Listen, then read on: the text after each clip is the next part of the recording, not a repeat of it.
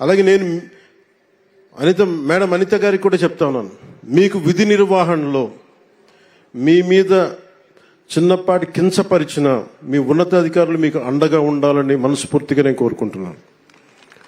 ఎందుకంటే ఒక కానిస్టేబుల్ అనే ఒక పదం మీద ఎవరన్నా సరే గొంతెత్తుదామంటే ఈరోజు మీ అందరి కథలు ఏమి అర్థమైనాయి అంటే 5 కోట్ల మంది ప్రజలకి, దేశ ప్రజలకి ఒక ఉద్యోగం కోసం మేము ఎంత తపన పడతాం, ఎంత కష్టపడతాం. కేవలం 2 ఆడపిల్లలనే పెట్టుకొని ఒక వెనకబడ్డ కులాల నుంచి వచ్చిన ఎంత కష్టపడతాం, ఇది ప్రజలకి తెలియచేయడం చాలా చాలా చాలా అవసరం. చాలా ఉత్తేజాన్ని ఇచ్చారు, మీరు చాలా ఆనందాన్ని ఇచ్చారు.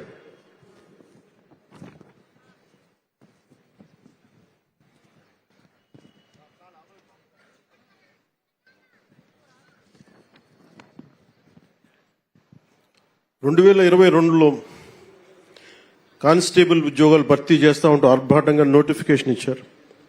కేసుల రూపంలో న్యాయపరమైన చిక్కులు ఎదురైతే పట్టించుకోకుండా వదిలేశారు. ఉద్యోగ నియామకాలకు ఉన్న అడ్డంకులను తొలగించడం ఎలా అని కనీస ఆలోచన కూడా చేయలేదు.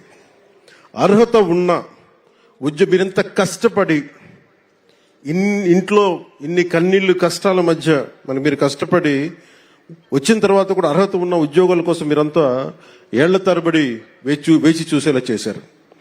మీరు కోల్పోయిన 3 ఏళ్ల కాలం మేము తిరిగి ఇవ్వలేం, కానీ గౌరవ ముఖ్యమంత్రి గారు మీకు భరోసా ఇచ్చారు. ఈ రోజున కార్యక్రమం గౌరవ హోంమంత్రి గారి అనిత గారి ఆధ్వర్యంలో మేము ఉన్నాం.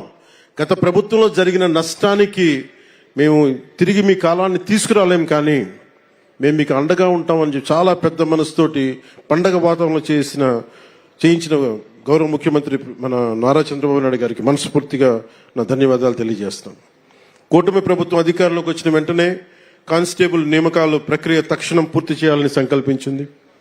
ఒక దృఢ సంకల్పంతో ఇందాక గౌరవ ముఖ్యమంత్రి గారు చెప్పినట్టుగా న్యాయపరమైన చిక్కులు తొలగించే పనిని చేపట్టింది. మీ నియామకానికి చట్టపరంగా ఎలాంటి ఇబ్బందులు లేకుండా చేసిన తర్వాతే అన్ని రకాల పరీక్షలు పూర్తి చేశారు.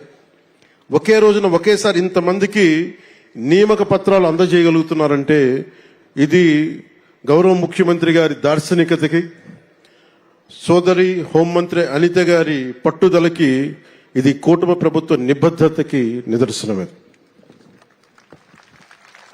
6,100 పోస్టులకి నోటిఫికేషన్ ఇస్తే 6,014 మంది